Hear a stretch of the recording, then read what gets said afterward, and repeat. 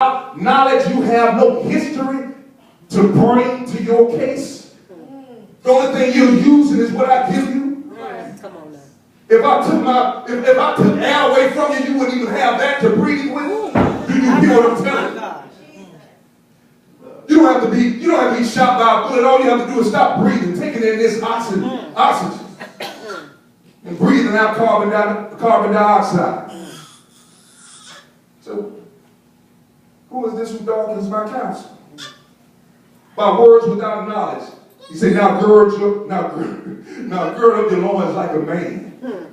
Yeah, bring it. That's what God is telling us. He said, okay, now, since you called me out, gird them up.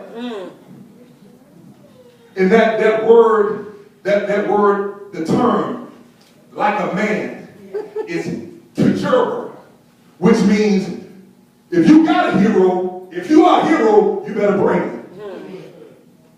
Because I'm getting ready to show you some stuff that's getting ready to blow your mind.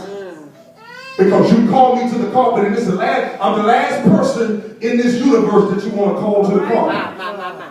So if you got a hero, you better bring him. And I hope he can stand up against the one that created everything that has been in existence. Don't you understand that the only way that we'll be able to stand before God is because of Jesus Christ? Because God demands a perfect sacrifice, because he is the creator of all things. Now gird up your loins like a man. And I'll ask you, and you instruct me. God tested me. So are you sure you wanted this? And look at what he says. Where were you? Where were you when I laid the foundation of the earth? I told you God is not interested in where you are. He's interested in where you're going. He doesn't even address Job's problem. He takes him back to creation. He said, where were you? If you want me to give you an answer, you answer me first and I'll give you one in return. But where were you? Where were you when the foundations of the world, when I laid them? And that word foundation is where we get our word gravity from. See, because the solar system is in existence, and people or scientists say that the reason why the solar system moves through space the way that it does is because of gravity. Right? I mean, I agree with that. But nobody can define what gravity is. They just know it's there. Because what goes up? Now, if you can't, I mean, that's just a law. Now, gravity is found in Hebrews chapter number 1, where it says, all things are being upheld by the word of his power. What they call gravity, we call the word. Come on. They can't explain gravity. They know it's there, but they cannot define what it is. Jesus said John said in the beginning was the word.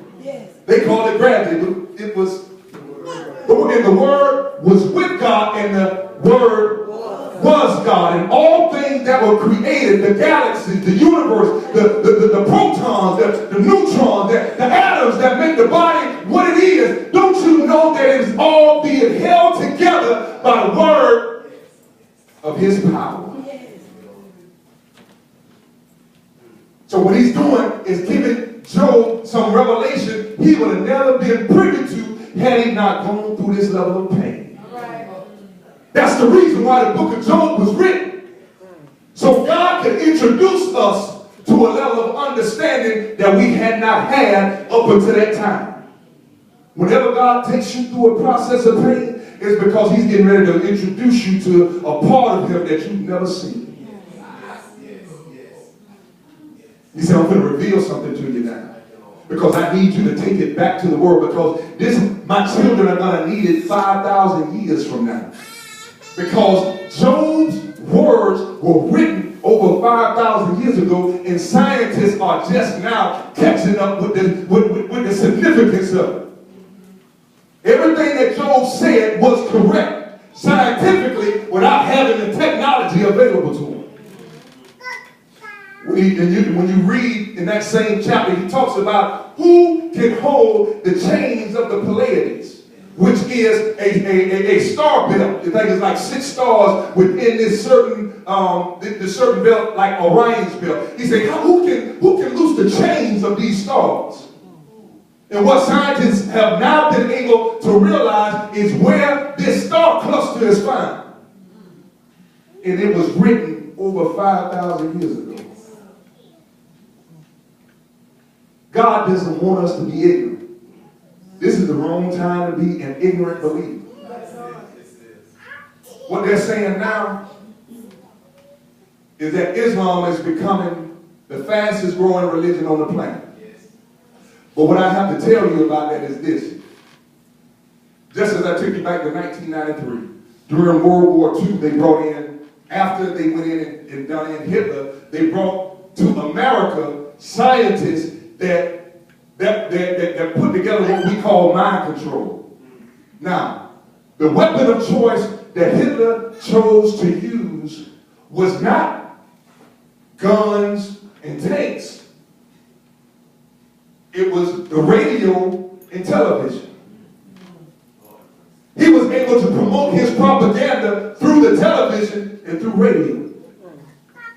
The same method that's being used against us today. And this is what you need to understand.